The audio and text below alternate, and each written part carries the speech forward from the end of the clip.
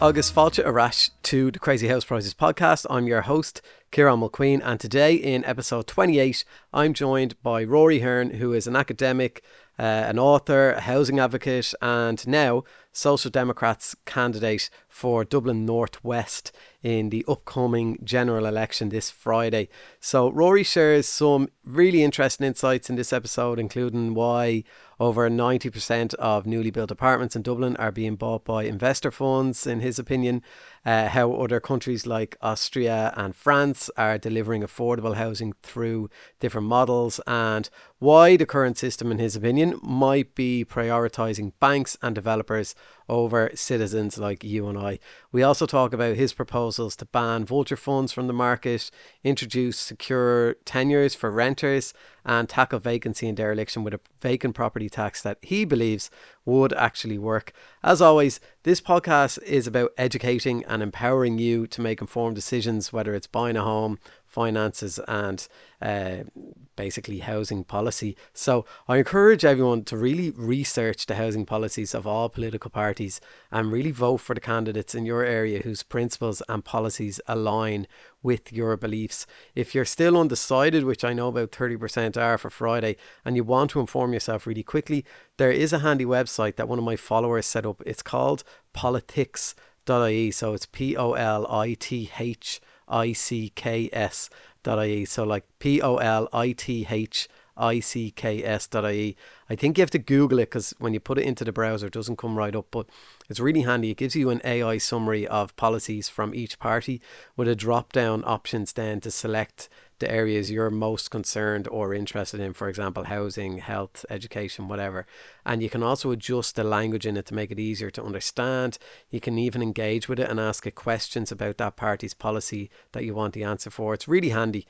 And then once you've done that, I would say spend an hour on that and then go to whichcandidate.ie, so whichcandidate.ie, and they basically give you a survey and they will hopefully then match you with the candidate in your area that suits you best. So they're my two little tips. That's your homework for today. Anyway, this is a really good conversation. Lots of insights in it, lots of actionable ideas. So stick around. You won't want to miss a minute of it. I just want to pause the podcast for a moment to talk to you about a company called Beat the Bank. So the stress of organising mortgage protection just got a whole lot easier with beatthebank.ie. This amazing Irish company offers the guaranteed lowest price for mortgage protection in the country, and it's not just for first time buyers. You can switch your own mortgage protection anytime and enjoy the benefits of their market-leading discounts. I, along with hundreds of my Instagram followers, have used Beat the Bank, and the feedback has been amazing over the last 12 months. With their 100% end-to-end digital experience, quoting and applying for mortgage protection has never been easier. You can get a quote in seconds and apply in minutes, without the hassle of unwanted sales calls or any paperwork. So visit beatthebank.ie today and protect your mortgage with ease and peace of mind. Beat the Bank saves you time and money on mortgage protection, whether you're a first-time buyer or looking to switch. They've also just launched income protection and life insurance on the site too. And if you have a house or are renting and are planning to buy, you need to consider protecting your income. So check out beatthebank.ie. Now, back to the podcast. Now I have Rory Hearne on the podcast today. Thanks for coming on to the Crazy House Prices podcast, Rory. Delighted to be here, Ciarán. It's great to chat to you again. We've had the chats down the years online and in real, taking on the vulture funds. I'm looking forward to this chat. Thanks so much. Yeah, I've been a guest on your podcast and you've got your Reboot Republic podcast, so it's good to have a professional podcaster on. Considering my last one with Owen O'Brien, that the sound wasn't great, so I've better hopes for the sound on this one. Just you're running, as I said in the intro, you're running in the general election, which is coming up in this month now. So what prompted you to transition from your academics and your advocacy roles into now running for as a candidate for the Social Democrats? Yeah, Ciarán, it's a good question. And a lot of people ask me that. What are you doing getting into politics when it's such, there's such unfortunate division out there at the moment. And I suppose you know me well. I've been passionate about, I suppose, social justice, but really housing for many years now. And it has just got to the point where, you've people contacting you all the time. I've people contacting me all the time. Your listeners are living it. The housing crisis is, the president called it a social disaster, a catastrophe. It is an emergency. The human cost of it is so great. As an academic, I've written books, I have developed policy proposals, around housing, but government just wasn't listening, and I was getting very, very frustrated that things didn't seem to be changing. And I just looked at politics and said, look, this is the time. This is going to be. It has to be the housing election. We need real change, and I suppose I have that experience. I want to bring the experience of the real world into politics and into the Dáil and try and make that change. As you mentioned, my housing experience goes back to, I worked in Dolphin's Barn in Rialto, in the social housing flats there for 7 years, from 2007 until 2013, with the community around housing conditions and trying to get improvements there. And I worked with the community and saw the challenges of that, and then went lecturing in Maynooth, and there did a lot of research around homelessness and writing the 2 books. And just kind of the thread that has ran through is what I've seen. We're almost 20 years of a housing crisis now. Like, it's hard to believe. It's 10 years since homelessness started increasing. And it's just got to the point where we have to do something. And politics, I feel, is the step where I can try and do something. It's admirable, because it's something people ask me all the time, because I'm always moaning. And people are always like, well, you should, why don't you think about, getting into politics or running for election or whatever? And my answer is always the same. Like, for me, it wouldn't be worth it. It's such a volatile thing. You're never going to please everyone. It's the abuse they get online, no matter what party they're in, no matter what they're doing, what they're speaking about. It's and with young kids and stuff, and I know you've your own kids, so it's very admirable that you're doing it, and you're putting your money where your mouth is, I guess. Instead of just sitting on the sidelines moaning like me, you are doing your best to try and do something about it, I guess. Which Yeah, is, well, I think we need moaners and doers. yeah, well, at least you're doing both rather than just the one. But and it's great. So fair play to you on that, because it is something that people say to me all the time, and it wouldn't be for me. I'll add to it. You should really consider getting into politics, Kieran. Seriously, we need you. Yeah, I don't think so. I think it's anyway. This isn't about me. This is about you, right? So let's keep it on you and on the general election. So, like myself, you've been very critical of the existing housing policy. So, what kind of what's the specific shortcomings that you've seen, and how then? Let's imagine you were in charge of housing in the next government. Let's imagine that was the case. How would your approach differ? Yeah, no, it's a really good question. And I think it's so important that we give people hope that there is something we can do differently, because, I'm out knocking on doors across Dublin Northwest, which goes from, Ballymun to Finglas to Santry, Whitehall, Beaumont, Glasnevin. And I knew there was a housing crisis, and it is, and people contact me. But my God, when someone opens a door to you and says, I have 4 adult kids in their 20s and 30s, and one of them has emigrated, another one is renting, can't afford that rent, and 2 others at home. And you look at those parents of those kids who are adult children, they're adults, they're not kids, and you just see the crisis, how bad it is. But I think at the core of what has happened, there's kind of a couple of things that, I've written about and we've talked about as well before. Like, how did we get here? Because to change from where we are, we have to know how we got here. The housing crisis didn't just fall from the sky. It is a result of decisions that were made all along the way. You can go back to, 2 big things I think I put it down to. One was the shift away from the state, councils building social housing, and the state supporting people to be able to own their own home in the kind of 50s, 60s, 70s, 80s. In that period of time, there was a huge expansion in both social housing and home ownership. There was actually in those years a huge decline in private landlordism. People were either in social housing or they owned their own home. And we also didn't have investor funds. But in the 1990s, Fianna Fáil-led governments and moved away from councils, and they shifted to the market, to private developers to build housing as the main form of housing. Then we had the whole explosion of the Celtic Tiger. there was a whole expansion of buy to let, property as an investment asset. And then the biggest disaster was the turn to the institutional investors in kind of from 2013. We're really a decade of it now, of turning to institutions, global funds and Irish wealth funds to deliver housing, and deliver housing as this build to rent kind of speculative commodity, charging massive rents. And the figures are really, really stark. You probably saw them just last week. And myself and yourself had been really banging, Lorcan and Sir and others had been banging on about how much housing of this new supply, because you have the government going on about so much new supply, but yet we know, and you could just go around Dublin and you see how much of it is these apartments been bought up by investor funds. And the government were arguing, two things they were arguing. We've clamped down on the vulture funds. They said they introduced this new, what they called owner-occupied guarantee and planning, which would restrict the purchase of houses by investment funds. This was after our outcry in 2021. And they would also put the new stamp duty. The issue is that apartments were excluded from both of those measures. Yeah. And apartments is the main supply in Dublin. So last year, there was almost 7,000 apartments of the newly built apartments bought by investor funds. How many did home buyers buy? Less than 700. So the main supply in Dublin now is this really expensive build-to-rent investor fund property, and young people just can't even get a look in. Anything new being built. And so for me, they are the two kind of core problems. How I would do it differently then is I would start, my first piece of legislation would be to ban the vulture funds, not just from buying houses, but from buying apartments. And I would actually, there is again, another really stark statistic. There's 40,000 homes with planning permission for Dublin. You wouldn't think it. That's a lot of homes, but they're all for apartments.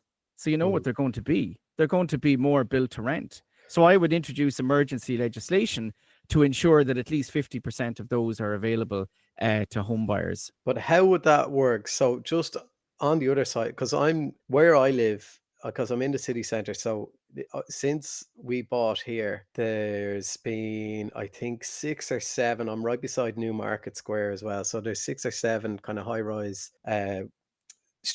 some of it's student accommodation, some of it is a hotel, but a lot of it is built to rent. And there's another block of apartments going up down the road to me that are built to rent. And the way I'm looking at it is, what was there before was just, it was kind of vacant warehouses or whatever. So something being there is great. Now the issue is, I think for a 3-bed, one of the Newmarket Yards or whatever 3-bed apartment is, I think, about £4,000 a month. So it's a different cohort of people that are affording that. It's probably companies paying it for their staff or whatever, but they wouldn't be there if the foreign investment funds weren't there to fund them. Because the reality is AIB and Bank of Ireland and PTSB and the pillar banks here, they're not lending on Mick the Builder down the road to build those apartments. So what's the alternative then? What could have gone there if the only people that can afford to build them are the investment funds? Now, I'm not saying a vulture, because of my understanding of a vulture fund is when something's already built and then they come in and buy it, and they're buying it in place of you or I being able to buy it. Whereas I'm looking at these things down the road and they're, say, whatever, American $1 billion investment funds building them. So there's a difference there. And would they have been, what could be there if it wasn't for them? Yeah, it's a good question. And it's kind of one of the main government arguments in favor of the institutional, what they call institutional investment in apartments and the new supply in Dublin.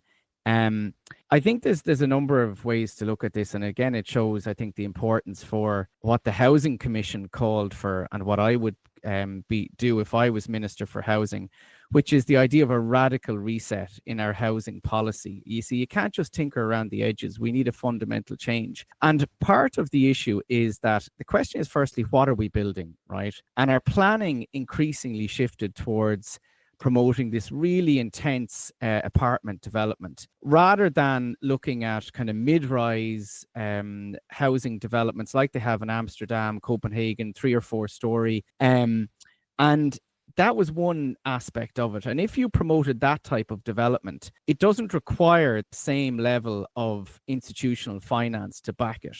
Your other question is a really important one about that. Well, where would finance come from? For example, for SME builders or small developers to build housing. And if you look at countries like France, they have alternative forms of finance for housing because they know this. They know that it's not straightforward because lending for housing development is quite high risk, because property markets go up and down. And this is the whole point of, if you're trying to change your housing system, you need to try and remove the kind of boom bust aspect to housing out of it. And at the heart of that is actually financing. And we have kind of taken quite a narrow view on it here, where we just look at, well, what is the government investing in capital expenditure? There's also Housing Finance Agency, there's Home Building Finance Ireland as kind of state supported funding. And I actually come on to that because that's another thing that drives me bananas. The fact that our state infrastructure fund is investing in these institutional investors. Because there's no reason why. Like, we have very significant wealth sovereign funds that could be investing in what you might call affordable housing that isn't delivered by the state, but is actually built by these, SME builders or not-for-profit housing providers. And you could do that if you incentivized it and supported it and actually created those funding mechanisms. So as I said, in France has lots of building lenders who are dedicated to lend to builders affordably at reasonable finance. But here, our government hasn't got our banks to do that, because that is back what I've made the argument before. Our whole housing crisis also comes from the economic policy to prop up the Irish banks, to make them viable again. So nothing is done that would jeopardize or compete with those banks. And this is part of the problem. We're not realizing that actually our housing crisis also stems from the fact that the banks have been prioritized over everything else. So we haven't created alternative funds that might compete with those banks. And I do think that, to look at this and to change it really significantly, we look at, you've spoken to before, and I've spoken to about the O'Coulon housing model, right? This is the not-for-profit builder, essentially, building homes in Ballymun right now in North Dublin that they're selling for 250, 280,000, okay, for a home, a house. And the question is, if that can be done there, why isn't it being done across the board? And I've spoken to you, and he's told me part of the issue is he can't get what's called early stage finance from state agencies. They're just really reluctant to do it, again, because it's risky. And your question is, well, if there's a model that we can do it, why are we not expanding that? So another thing I would do is give early seed funding for not-for-profit developer builders like you. And I would actually support the setting up of more of those. Because imagine we had 100 O'Coulons building affordable housing. But do they not rely on getting the land? Because the land is one of the biggest parts of the cost of building. So that's why they're doing the apartments, to try and get more units per square meter of land. So the land down the bottom of my road, just to use that example again, it wasn't state owned. So the reason it's so expensive is because they have to buy that really high value land that's right in the middle of the city centre. So the likes of the approved housing bodies, do they not rely on the state gifting them the land to build? Yeah, and it's the issue of land is really, really important. It's actually fundamental, because, as you said, land is a core cost in terms of housing. And in cities, if you leave land in the hands of the market, it is it's a commodity, it's an asset that's traded. And that's another reason why house prices have gone up, why apartment prices are so high, is because we've seen land basically transferred from NAMA to these institutional investors, developers. There's land hoarders. Always remember, one of the big issues that's been talked about in Ireland since the 1970s is this control of land by land speculators.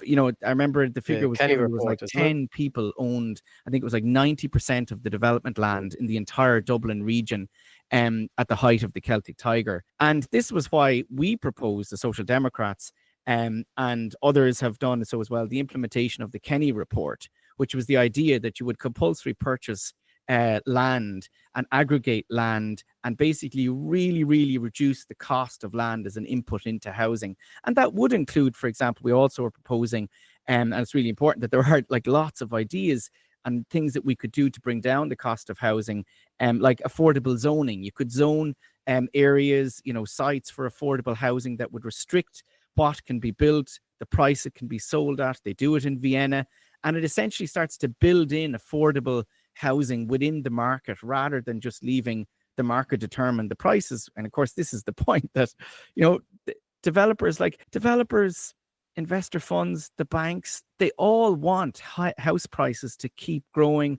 rents to keep growing. And we need to step back and go, is the system working? It's not.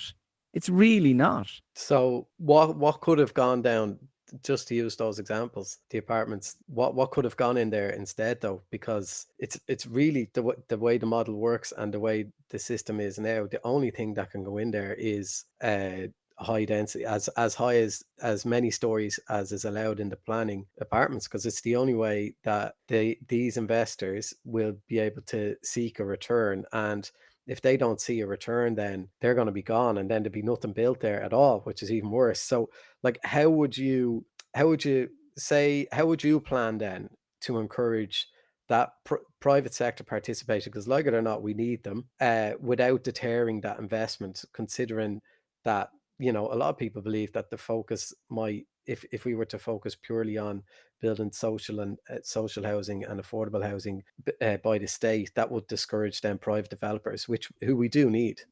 Yeah, I think again, it's a really important. My starting point and the starting point of the Social Democrats is that we are in this housing crisis because we have handed too much of our housing over to the market. We've essentially given the market a monopoly in the delivery of housing, which of course goes against, free market economic principles. Nobody's supposed to have a monopoly, because in a monopoly, you can charge whatever you want. And essentially that's what we're seeing. And we have given the delivery of the fundamental, human right and human need of housing to the market in all its various forms. So what we argue for is we need to develop state capacity to deliver housing. And that is the starting point, because you can influence the private market through the delivery of affordable housing. And ultimately, if you're providing enough affordable housing through the state and not-for-profit private providers, then you're reducing housing need, which means there's less pressure. Because at the moment, everybody's trying to get out of private rental or get out of their childhood box room and buy a home because they're not sustainable living conditions that they're in. Whereas if we had a proper supply of affordable rental, and this is really important, that, and was something that I've advocated for a long time, is this idea of expanding what do we mean by public housing, or what do we mean by social housing? Because for a lot of people, they think social housing is just for those in very low incomes. It's not something that applies to me. But in many countries where housing is successful, like Austria, public housing is for everybody and everybody avails of it. And it's really high standard. And we need to shift to those models here. And it's also not just about rental housing. Like we're proposing in our plans, at the heart of it is the delivery of affordable purchase housing, where people will be able to buy their own home delivered through public housing schemes. For example, our figures, we want to deliver in government 75,000 affordable homes over 5 years. That would be 50,000 affordable purchase homes. People's ears will start to bleed with figures. I'm really reluctant to go down the road of hammering statistics or, pushing statistics. But essentially, that would be over 3 times what the government is talking about delivering in terms of affordable housing. And affordable purchase is really key. And it comes back to how can we deliver that? And your question about the land, what would be on that land? And this is where I'm saying, back to the Housing Commission, we need a radical change. What would be wrong with the institutional investors going, we actually have no interest in developing on this land. We're going to sell it, right? The state buys it, then sells it. It could buy it, then sell it to an affordable housing provider, or contract an SME builder to build 3 or 4 story or 5-story affordable housing like they do in Amsterdam. Like, what would be wrong with that? This idea, because the government argues, well, we don't have enough money. But if you use your money to buy land, build housing, sell it, then you have a constant recycling of money. And this is the point. That's how developers do it. That's how private developers do it.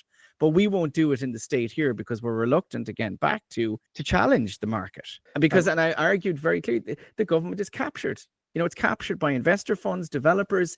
They don't want to do anything that will disturb the market because they're completely dependent on that market for the supply of housing. So we're like caught on this treadmill that we can't get off. Yeah, so it is a bit of a vicious cycle, because we've so many people on the wait list. We've record figures of homelessness. So I can understand from the government side they can't make this radical shift because then things will get worse, and it's obviously going to take, like, if we were to say just copy and paste the Vienna model, like, when did they start investing in that? Like, way back in the 60s, in the 70s, in order, and I think it's something like 80% of people over there live in some form of public housing. So I guess for the government to completely cut ties with that and using private developers to build these things, it's I could see where the issues lie, because if they just stop, then we've got nothing, and things get a lot worse for a long time until things are Yeah, caught up. but that's not what I'm talking about. I'm not talking about, you know what I mean, say, oh, things are going to get worse. It's about shifting away from what we're doing. The people who are building housing right now. Hi, I am just going to pause the podcast for a second to talk to you about some sponsors of the Crazy House Prices podcast. This episode is sponsored by Daft.ie. Daft is Ireland's #1 property portal. Daft has the most properties available for sale and rent, and is the preferred national property website amongst consumers in Ireland. So Daft.ie's core vision is to make buying, selling and renting property better for everyone in Ireland. So Daft's mission is to simplify each step of every property transaction in the Irish market to make buying, selling and renting in Ireland simple. That's why Daft.ie build innovative tools like Offers by Daft, an online real-time offers platform that provides never before seen transparency for the Irish consumer when buying a home. Are you looking to buy? Maximise your chances of finding your dream home by visiting Daft.ie, Ireland's #1 property website. Are private builders. That's who's actually building, and they are building their companies, which are building companies. Developers are developing housing, and they contract those private builders to build housing. What I will be talking about is in the immediate, like right now, there are thousands of apartments being built in Dublin, for example. Thousands. Why aren't we introducing emergency legislation to actually ring fence 50% of those for sale, for example? That, like, there's things we could do that would mean the housing being built is actually going to be available for people to buy. Similarly, and it is really important as well, I think, to say that there are things where people are living right now, situations people are living in, for example, renters, that, there are 500,000, just the numbers are staggering in terms of renters. There are 500,000 people at least renting. It could be anything up to 1 million. We don't know in terms of, there's 20% of households essentially under the CSO being designated as living in the private rental sector now. We don't have exact figures for how many people are living in it, but we know that so many people are renting. If we, for example, froze rents and brought in, a 3-year ban on evictions, brought in security of tenure, that would give people some stability, because that is also part of the issue. It's not just about building new housing. It's also about giving people security of tenure in their homes, particularly renters. And that would ease, again, the pressure. We have 60,000 households who are in receipt of the housing assistance payment in the private rental sector. They are all basically living in a form of basically living at risk of homelessness. If they're evicted tomorrow, they will not be able to afford new rent somewhere else. So I would introduce policies that would actually make it illegal for anyone to be evicted into homelessness. The Social Democrats are saying we need a 3-year return of that ban on evictions. And again, it does come back to that institutional investors and who makes policy.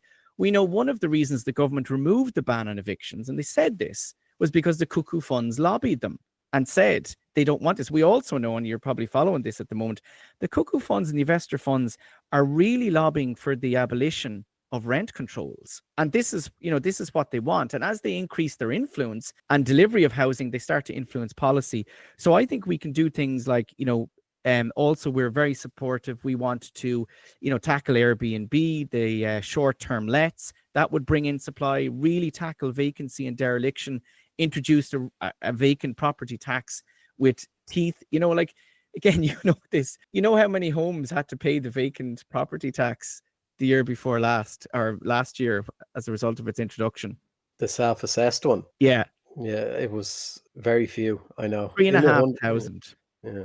And the census showed 166,000 vacant homes. Like, come on, talk Yeah. about a policy designed to So fail. would you look at shifting that onto the revenue then? Because I mean, I'm very afraid of the revenue. I paid a huge amount of money, so they are really really good at collecting. So surely it should just shift to them and they could sort it rather Yeah, than no, being self-assessed. I know most taxes here are self-assessed, but yeah, absolutely. I think you're right, but I just think it's like there are things we could do and government could do, and we're arguing for and proposing that if you remember during COVID, the government set up its COVID advisory. Well, it wasn't an advisory group. There was an advisory group and there was an overseeing task force. The Housing Commission, in its report, which is also very interesting, if people are really looking to understand the housing crisis, the Housing Commission produced a massive report in May of this year. That was the body that was dedicated by the government to set out solutions. The government has completely ignored it. One of the things that the Housing Commission recommended was what they called a housing oversight executive, a housing delivery oversight executive. I actually have the report here in front of me, and it said that it recommended that a housing delivery oversight executive must be established in statute as a focused entity with overall power to address functional failures and implement reforms. And the Commission believes this is essential to address the systemic reset required. And they said the body would be legislatively empowered to remove obstacles to housing delivery, drive coordination across legislation, regulation, and administrative practices. And I think like that's the sort of thing we need to see. This isn't just about how do we get developers to build? How do we, what number targets? The whole system needs to be brought together. Like I was suggesting that, why don't we sit down with the private market developers, investors, and require them to set out how many units are they actually planning to build? How many have they dedicated in terms of they're actually starting? Because there's an increase in construction starts, but that doesn't actually mean houses are actually delivered. We've seen that. And what capacity is there? Because there's loads of, for example, hotels you mentioned been built. There is capacity in the construction sector.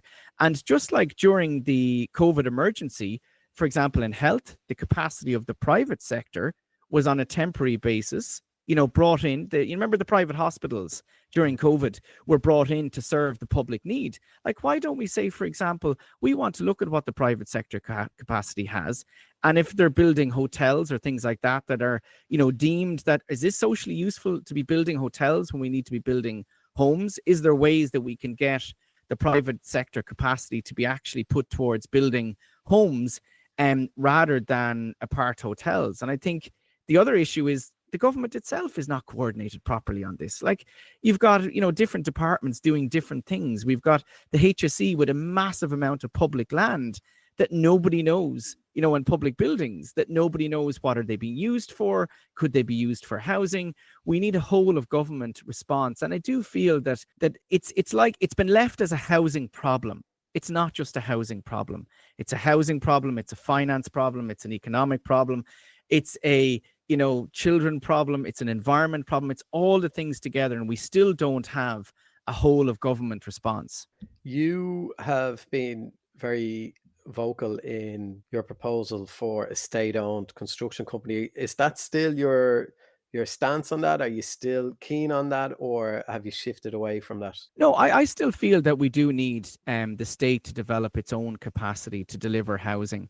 And the proposal that I developed was very comprehensive, and people can read it. And the thing about it is, there are many ways we can do this, and I think we need to figure out, what is the best way. My own view, personal view, is that we do need a single entity that would develop the capacity to deliver housing from start to finish, like the ESB, for example. And that wouldn't be this like the only deliverer of housing by any means. But why don't we set up a company that would deliver, 2,000-3,000 homes a year? You have a guaranteed delivery, you have guaranteed employment for all the workers who are in it. As I make the point, we guarantee, as you Kieran, are, work in delivering education. It's a fundamental need and right. Same with healthcare. We employ tens and tens of thousands of public sector workers to deliver health and education. I think we should be doing the same at some level in housing. But I understand that it's complex. Do you know what I mean? These things are not straightforward. And so I think for me, it would be seeing how could we develop that. You know, you look, for example, at the Land Development Agency. Could that be reformed? It should be reformed, I think. And the Social Democrats are proposing that, for example, that would be given more compulsory purchase powers, and it would be further developed to develop its capacity. Because again, housing isn't just builders. Housing is architects, planners, you know, quantity surveyors, all those. And housing is also the water infrastructure, the wastewater infrastructure, all that land aggregation, the land development, consultation, community consultation. To develop housing. And of course, the other big area in all of this is that we can't just build houses without building community infrastructure around that. And that is also part of the problem with the private developer model and the apartments, and even back to that land you talked about. The developers and investors just want to maximize the units on site. They don't want to put in the creches, the schools, the sports infrastructure, the community halls, all those things that create communities. So we need to look at that as well, I think. What would you say then to people's concerns then just on that state-owned construction company, considering how absolutely useless they've shown to be in terms of the cost overruns with the Children's Hospital? It's been an absolute nightmare, as everybody knows. The madness that we see with the OPW when it comes to the bike shed, all that stuff that has been kind of all over the news the last few months. So like I personally could see how it could be a disaster having the state in charge of building things, because the price, you can just imagine the overruns on prices would be insane. Yeah, and there's a real issue around overruns. But again, I would point to that. I would argue that a lot of the reasons why the OPW have, done that, why we've seen the overruns in the Children's Hospital, is actually, again, because the private sector has us over a barrel. We don't know what it costs. We don't know how to do it. And we also have politicians who have really shown themselves not to be interested in holding these guys to account. It was Simon Harris who signed the contracts for the hospital. Fine Gael and Fianna Fáil have spent 30 years outsourcing everything to the private sector, outsourcing. So we've completely reduced the capacity of our public sector. We used to have a national building agency. It was one of the organizations that was removed during the austerity years. Fianna Fáil cut it. That had a capacity. It delivered housing. So it's like there's this argument that, the public sector doesn't have the capacity. Well, part of the reason it doesn't have the capacity or the competency or the efficiency is because all that was gutted out of it under neoliberal thinking, which said private sector good, public sector bad. But again, I'll come back to, you're a public sector teacher, right? I'm a public sector lecturer. We have doctors, we have nurses, we have all these people who are experts in their field. Are we inefficient? Are we ineffective?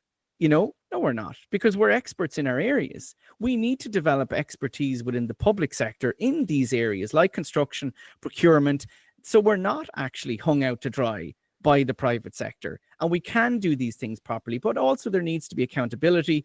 And that's why I think that, whether it's the Land Development Agency or other entities, that there is this kind of single entity that has that expertise and is accountable, very clearly accountable to the Oireachtas and the Dáil in terms of what it's doing. Yeah, and on the teacher thing, you could argue that we perform incredibly well in teaching, in education, considering that I think we invest the least per child of any country in Europe. But anyway, that's a different podcast for another day. But but it's true as well. You know what, it is linked in a way to.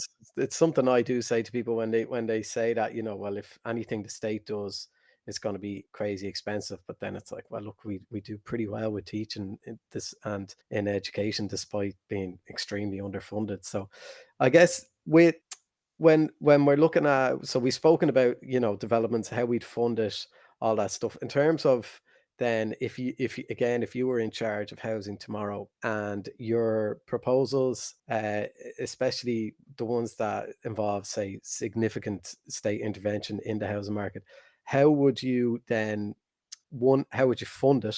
And then two, how would you kind of mitigate then the potential negative effects on property rights then of people, to ensure that, like, the market kind of dynamics remain conducive there for like overall economic health. So if the state are making such an intervention, then like in say Sinn Féin's plan, where you don't own the land underneath the home, but you own the home, the bricks and the mortar, or whatever. So one, how would you fund it?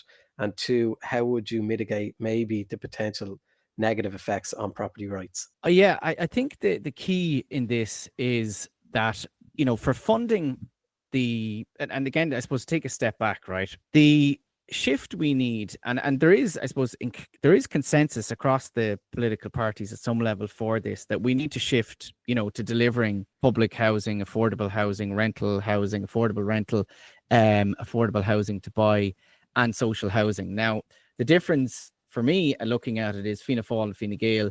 It's like it's promises and words, and it hasn't actually been delivered.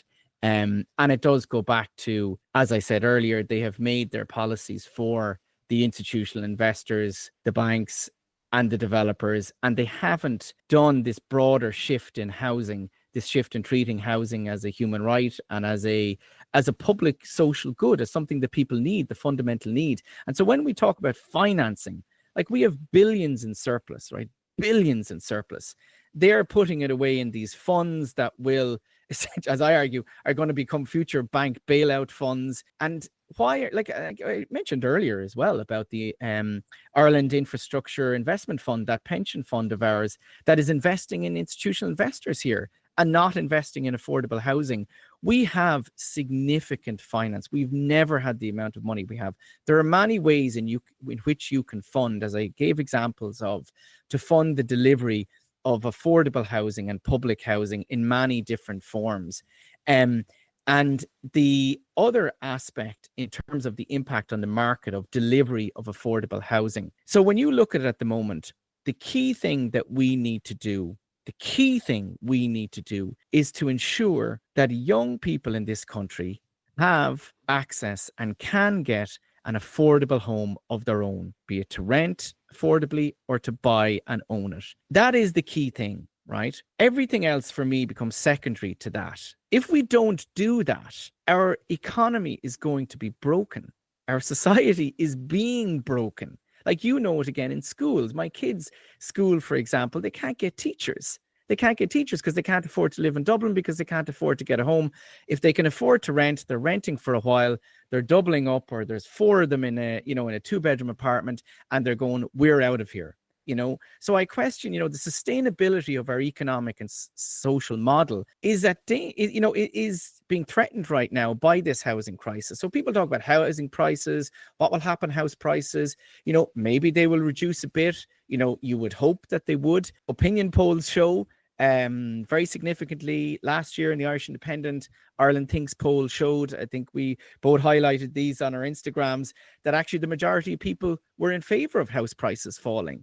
They know that they're completely unsustainable. And the impact on the market of delivering housing, again, I come back to who do we need in the market?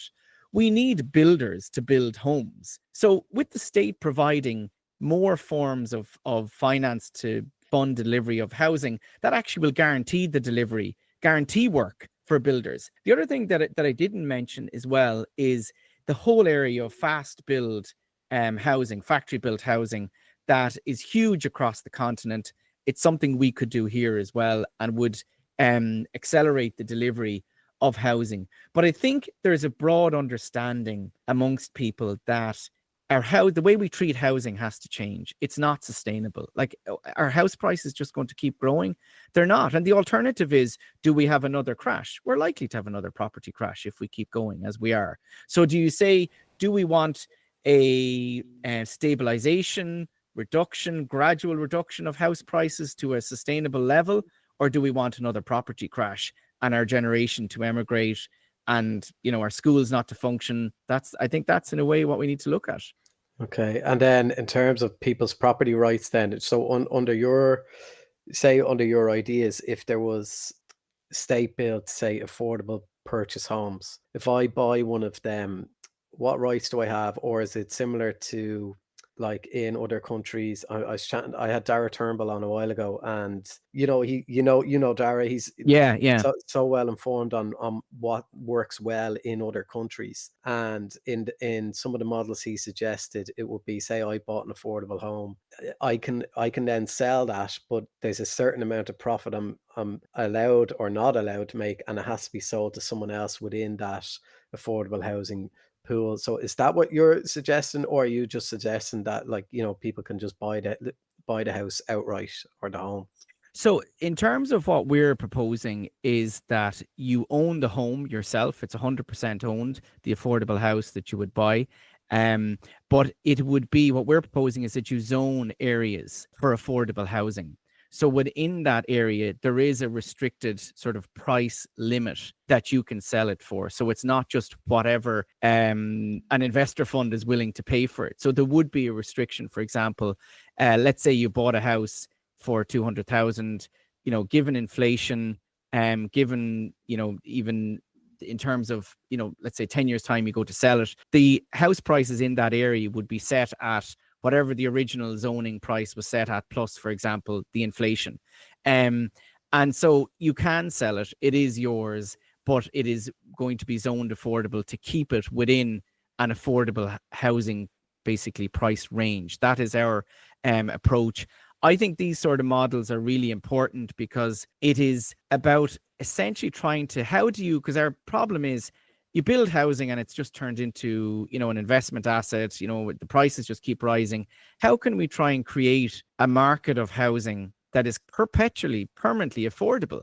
Because we will always have people who need affordable housing. That's the reality. Do you know what I mean? That's just the reality. And housing is not, it shouldn't be just a commodity. So we need to find ways, and there are many ways you can do it, that people can own their own home. But let's say, for example, I said it's within a zoned area, so you can sell it for a certain limited price, but it's yours, basically. Yeah, and I wonder how that would impact. So you'd probably have to broaden the eligibility criteria then for affordable or for social housing, and with waiting lists being so big already, would you run the risk then of there just being even more people on waiting lists if you broaden the eligibility for, say, teachers, guards, nurses, who are, as you mentioned, we're really struggling to retain and to keep in Dublin because it's just so expensive. So if you were to broaden that, would that just not make the lists, the waiting lists, even longer? And again, I think that it has to be done as part of this shift to a much wider, a much bigger delivery of affordable housing. That you can't get away from that. You can't. We have to substantially increase the delivery of affordable housing done by the state and not-for-profit housing providers. We have to make sure that a much greater proportion of our housing that's being built, including apartments, are available to sell affordably. As you said, if you increase entitlement, you have to increase the supply of that affordable housing to meet that entitlement. Otherwise, absolutely, you're Yeah. just leading to ever-growing waiting lists. But the other side of it, though, is that I think that if we don't do that, if we don't make it our ambition, we're not going to do it. And I think if we look at, for example, the government's housing targets, they have completely failed to deliver on them. I was looking at the figures for affordable housing delivery. Not one affordable purchase home or affordable rental home built in Dublin City last year. Not one, like in our capital city. And it is because their targets were so low. But it is about ambition. It is about what's your priority. And for us, it is about putting our priority into that. Okay. And my last question for you. Again, you're in charge tomorrow. What would be the immediate thing you would do to decrease the numbers of people in homelessness, the number of people in emergency accommodation, and most importantly, the number of children? We're at over 4,500 children in emergency accommodation or homeless at the moment. So what would you do? Yeah, and Kieran, that I've been one of the most outspoken people in this country on homelessness over the last 10 years, and have put huge work into campaigning around it. It is one of the most shameful things that we have allowed happen, and that this government has done, is that thousands and thousands of children who have been put through emergency accommodation, who have been made homeless. The human impact of that, and I've written about this, is just and doctors will talk about it, children presenting to hospitals with burns because they're in hotel rooms where the kettles they're pulling down kettles on themselves. There's children who are growing up without being able to have people back for birthday parties. They're traumatized. It is a trauma. And what I would do immediately is reinstate that eviction ban so that you would stop immediately the flow into homelessness, people being made homeless. I would immediately do that. And we saw during COVID, homelessness, particularly family homelessness, fall significantly. And since then, it has increased. It's just heartbreaking and it's so frustrating to see how much it has increased. But COVID showed how we can actually reduce homelessness significantly. The eviction ban is key to it, because what the eviction ban does is it enables basically the organizations like Threshold, Focus Ireland, Dublin Regional Homeless Executive to really focus their energy on getting people out of emergency accommodation. And that's what happened during COVID. They didn't have to worry about how are we preventing people being put into homelessness. That was substantially reduced, that work. And so then they were able to put their energy into prevention. And prevention is key. Getting people out of emergency accommodation. And because there's a lot of work required in that, because there's big challenges around finding private rental properties, finding social housing. It takes time, it takes work. And so you would put your energy into that. And with that, I would argue that we saw during COVID, over the year of COVID, where Airbnbs were freed up, where properties were freed up in terms of rentals, that you need a dedicated supply for those families and individuals out of social house or out of affordable, out of emergency accommodation, to get a dedicated supply. And Focus Ireland has argued for this. And allocation, we're delivering, thousands of social housing units each year now. There needs to be an allocation within them of those who are in emergency accommodation into that. Those two measures, you would see emergency accommodation use fall. You would see the flow into homelessness fall. And there's other measures like, for example, they do in Belgium, a rent arrears fund. That's a big issue. People falling into rent arrears, then been made homeless. If you had I would give significant resourcing to the homeless prevention teams that would enable them to do things like that, support people around rent arrears. There's a lot more we could do around homelessness to reduce it very significantly, very quickly. Okay, brilliant. And I can hear my own child crying in the background, so that's probably a good place to leave it. Rory, thanks so much for coming on the podcast, and best of luck with the campaign, and best of luck on the night. Thank you, Kieran, and thanks a million to all your listeners and to your great work. And I do really believe we can change this, so let's do it. Agus Sinné Lahai on episode 2 of the Crazy House Prices podcast. I hope it has provided you with some valuable insights into the housing policies being discussed and that the Social Democrats are putting forward as we approach this election on Friday. Remember, your vote matters. Take the time to research the candidates running in your area and choose those whose vision and policies align with your own beliefs and your own priorities. Use the 2 websites I mentioned in the intro. And please do share this episode with anyone you think might be interested. And if you're enjoying the podcast on my Instagram and you want to show your support, head over to patreon.com/crazyhouseprices. That support not only keeps this podcast and the Instagram page going, but it also gives you exclusive access to bonus content like detailed Q&As where I answer every single question sent in.